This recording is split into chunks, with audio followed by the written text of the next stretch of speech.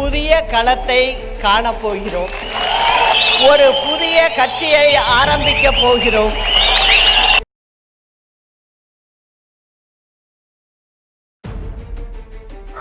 உங்கள் ஜிஎம் மொத்தம்லாம் இன்னைக்கு வந்து என்ன பற்றி பேச போகிறோம் அப்படின்னா, அந்த அதிமுக என்னையா வந்துச்சு, ஆளுக்காளுக்கு ஒரு பக்கம் வந்து புதிய கட்சியில் போய் இணைகிறாங்க, அதுக்கு ஒரு கட்சி ஒன்று ஆரம்பிக்கிறாங்க, உரிமை குழுன்றாங்க, அப்படின்றாங்க இப்படின்றாங்க. பார்த்தீங்கன்னா இது எந்த சூழ்நிலையில் வந்து 2026 வந்து சட்டமன்றத்தில் வந்து எதிர்கொள்கிறேன், நான் வந்து சிஎம் வேட்பாளர் தான் அப்படின்னு சொல்லிட்டு எடப்பாடியார் வந்து பேசிட்டு இருக்க சூழ்நிலை வந்து பார்த்தீங்கன்னா அவருக்கு அடுத்தடுத்த குண்டுகள் வந்து தொடர்ந்து வந்துட்டே இருக்குது.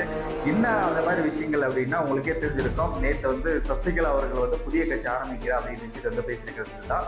அந்த விஷயத்தை அந்த பேசுறதுனால வந்து என்னென்ன பாதிப்புகள் வரும், சசிகலா யார் அப்படின்ற பற்றி நீங்கள் வந்து பேச போகலாம். ஜிஎம் மொத்தம் வந்து ஃபர்ஸ்ட் டைம் பார்க்க மறக்காம வந்து சப்ஸ்கிரைப் பண்ணியிருந்தேன், வீடியோ வந்து ஸ்கிப் பண்ண பாருங்க, அப்போ சொல்லி கொடுத்தா ஒரு மூலியம் வந்து சேர பார்த்து போகலாம். இப்போ சசிகலா பொறுத்த வரைக்கும் உங்களுக்கு எல்லாரும் தெரிஞ்சிருக்கும், ஒரு மிகப்பெரிய ஒரு ஆளுமை அப்படிதான் சொல்ல வரணும். ஒரு கட்சியில இருந்து கட்சி பின்னாடி இருந்து வந்து பார்த்தீங்கன்னா முன்னாடி இருக்கிற செயல்பாடுகளை வந்து மறைமுகமாக செய்யறது வந்து சசிகலாவுக்கு தான் தெரியும். இப்போ சசிகலா பத்தி நம்ம சொல்ல வரணும் அப்படின்னா, கிட்டத்தட்ட வந்து 1980 காலகட்டத்தில் வந்து சசிகலா அவர்கள் வந்து என்ன பண்றாங்க அப்படின்னா, அதிமுகவோட பிரச்சாரம் வந்து வீடியோ கேஸ்ட்டை வந்து வெளியீடு பண்ணுவாங்க, அது வந்து ப்ரொமோஷன் பண்ணுவாங்க. அந்த மாதிரி வேலையில வந்து பார்த்தீங்கன்னா சசிகலா வந்து ஈடுபட்டு இருக்கும் போது ஜெயலலிதாவுக்கும் சசிகலாவுக்கும் நட்பு ஏற்படுது. 1980 காலகட்டத்தில் வந்து நல்ல நட்பாக மாறிட்டு என்ன பண்றாங்க அப்படின்னா, ஒரு காலகட்டத்தில் போயிட்டு போயஸ்கார்ல வந்து தங்குற அளவுக்கு வந்து பார்த்தீங்கன்னா மிகப்பெரிய ஒரு நெருக்கமாக வராங்க ஜெயலலிதாவுக்கு. அதுக்கப்புறம் வந்து எம்ஜிஆர் மறைவு, அதுக்கப்புறம் ஜெயலலிதா ஆட்சி முடிக்கிறாங்க. அந்த காலகட்டத்தில் வந்து ஒரு கூட இருந்து ஒரு பக்கபலமான ஒரு விஷயமா வந்து செஞ்சுட்டு இருக்காங்க. அது நிறைய விஷயங்களை வந்து சசிகலா அவர்கள் வந்து செய்யறாங்க. என்னன்னா, அம்மா வந்து ஒரு விஷயத்த வந்து சஜஷன் கேட்கணும், ஒரு ஃபீட்பேக் கேட்கணும், எப்படி நடக்குது வெளி உலகத்துல. ஏன்னா ஒரு ஒரு முக்கியமான பொறுப்புல இருக்கும்போது, ஒரு முதலமைச்சர் வேட்பாளர் இருக்கும்போது டைரக்டா மக்கள்கிட்ட என்ன பிரச்சனை இருக்கு, மக்களை வந்து எப்படி வந்து நினைக்கிறாங்க அப்படின்ற விஷயம் வந்து தெரியாது.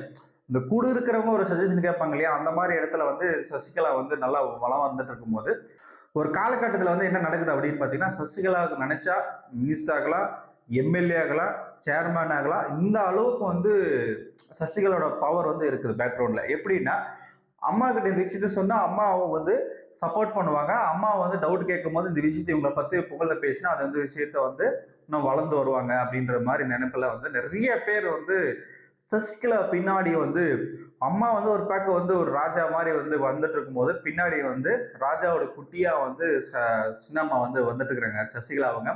ஒரு சின்ன விஷயம் என்னன்னா, ஒருத்தர் வந்து டிரான்ஸ்ஃபர் பண்ணாலும் சரி, இல்லை இங்கே சேஞ்ச் பண்ணணும், இல்லை வேற ஏதாவது பிரச்சனை இவங்க ப்ரொமோஷன் கொடுக்கணும் அப்படின்னா கூட அந்த அளவுக்கு வந்து சசிகலா வந்து மிகப்பெரிய பக்கபலமா இருந்து செஞ்சு கொடுத்துருக்காங்க. அதனால என்ன பண்றாங்க அப்படின்னா, சசிகலாக்குன்னு ஒரு தனி ஒரு ஃபேன் பேஸ் வந்து உருவாக்குறாங்க. அந்த காலகட்டத்தில் வந்து ஜெயலலிதா அம்மா அவங்க வந்து மறையும் போது பன்னீர்செல்வம் வந்து முதலமைச்சர் ஆக்குறாரு. அதுக்கப்புறம் முதலமைச்சர் ஆகினதுக்கு அப்புறம் என்ன பண்றாங்க அப்படின்னா, எடப்பாடிக்கு வந்து முதலமைச்சர் பதவிக்கு மாற்றி கொடுக்குறாங்க. முதலமைச்சர் பதவி மாற்றி கொடுத்துட்டு இவங்க வந்து சிறைக்கு வந்து 4 வருஷமா போறாங்க. சொத்துக்குழு வழக்குல வந்து இவங்க மேல கேஸ் வந்து பதியப்பட்டனால வந்து 4 வருஷமா வந்து இவங்க மேல வழக்கு வந்து பதியப்படுது. கம்பல்சரி வந்து ஜெயில வந்து ஜெயில வழக்கு அனுபவிக்கணும் அப்படின்னு சொல்லிட்டு கோர்ட் தீர்ப்பு வந்தனால என்ன பண்றாங்கன்னா, இதை வந்து மாற்றி அமைச்சிட்டு போறாங்க.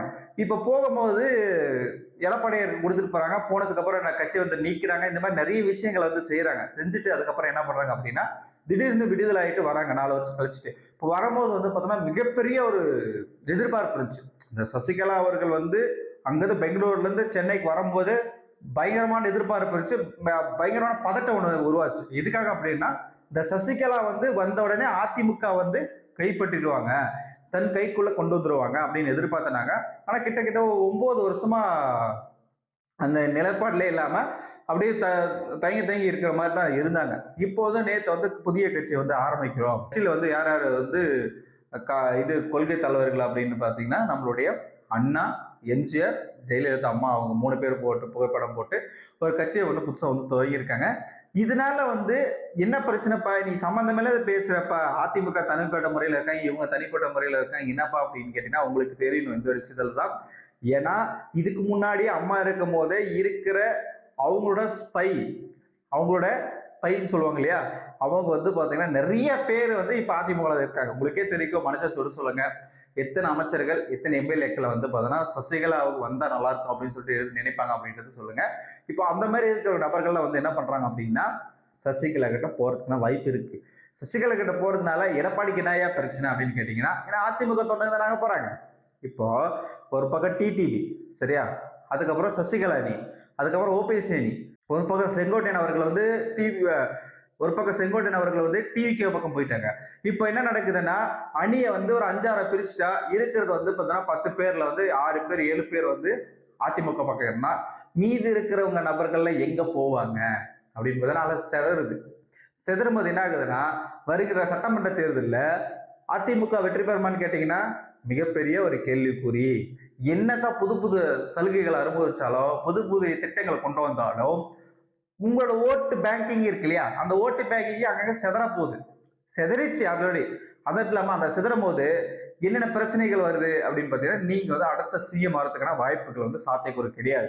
ஒரு பக்கம் டிவிகே வளர்ந்து வந்துட்டு இருக்கு, ஒரு பக்கம் நான் தமிழர் வளர்ந்து வந்துட்டு இருக்கு, ஒரு பக்கம் டிஎம்கே கூட்டணி வந்து இன்னும் பலப்படுத்திட்டே போயிட்டு இருக்காங்க.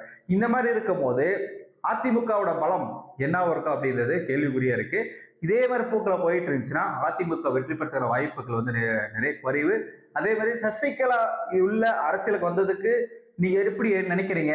வந்துடக்கூடாதுப்பா, இவங்களெல்லாம் ஒன்னா சேர்ந்து எல்லாம் ஒன்னா பண்ணியிருந்தாங்கன்னா அதிமுக வெற்றி பெற்றப்பா. எப்படியோ டிடி வந்து பிஜேபிக்குள்ள உள்ள வந்துட்டாரு, ஓபிஎஸ் மட்டும் உள்ள கொண்டு வந்தா போதும். அதுக்கப்புறம் சசிகலாவும் உள்ள கொண்டு வந்துட்டு பிஜேபிக்கு அந்த கூட்டணி உள்ள வச்சிடலாம், வச்சுட்டா வெற்றி பெறலாம்னு கேட்டீங்கன்னா, வெற்றி பெற்ற சாத்தியக்குறி இருக்கு. ஆனா பட் வந்து வெற்றி பெறுமான்றது கேள்விக்குறியும் இருக்கு அப்படின்றது என்னோட கருத்து. உங்களோட கருத்துக்கள் என்னன்றது கமெண்ட் பண்ணுங்க. தொடர்ந்து இணைந்திருங்கள். நெக்ஸ்ட் வந்து சந்திக்கலாம். பாய்.